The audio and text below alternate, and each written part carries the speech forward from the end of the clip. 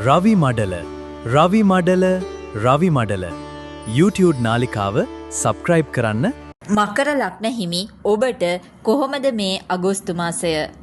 පෙර පින් බලය මතු කරන කාලයක් තමයි මේ ඔයාට ලැබලා තියෙන්නේ. මේ කාලය ඔයාට යහපත්.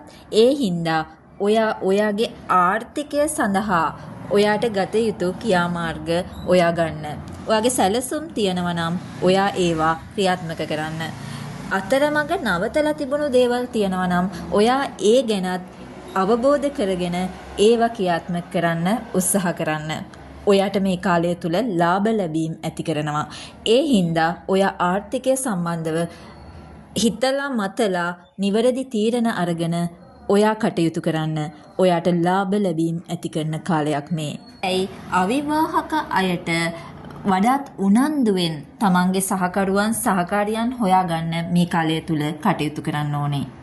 ඔයාගේ උනන්දුවේ තරමට මේ කාලය තුල ප්‍රතිඵල ලබා ගන්න පුළුවන් හැකියාව තියෙනවා. පවුල තුල නම් අසමගිකම් වරින් වර ඇති වෙන්න පුළුවන්.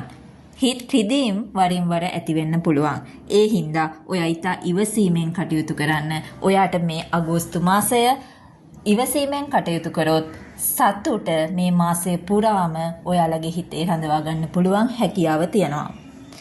අධ්‍යාපනය ලබන දරුවන් නම් මේ කාලය තුල වඩාත් උනන්දු කරවන්න ඕන. අලස ගති වරින් වර මතුවෙන්න පුළුවන්. කුජ මහදසාව කුජ අතුරු දසාව ගත කරන අයට නම් මේ කාලය ඔයාලට අසුබ කාරණා මතු කරන්න පුළුවන්. ඒ හින්දා ඉවසීමෙන් කටයුතු කරන්න. ඔයාට එන බාධා ගැටලු තත්වයන් ඔයා අවම කරගෙන ඔයාගේ අසුබ තත්වයන් සුබ කාරණා බවට පත් කරගෙන ඔයා මේ කාලය සතුටින් ගත කරන්න. ඔයාට හැකියාව පවතිනවා. ඔයා ඉවසීමෙන් කටයුතු කරොත් ඔයාට පුළුවන් මේ අසුබ කාරණා සුබ අතට හරවා ගන්න. එහෙනම් පොදුවේ ගත්තහම මකර ලග්න හිමි ඔබට මේ කාලය වාසනාවන්ත කාලයක් බවට පත් කරගන්න ඔයාට හැකියාව තියෙනවා. එහෙනම් ඔයාට යහපතක්ම වේවා.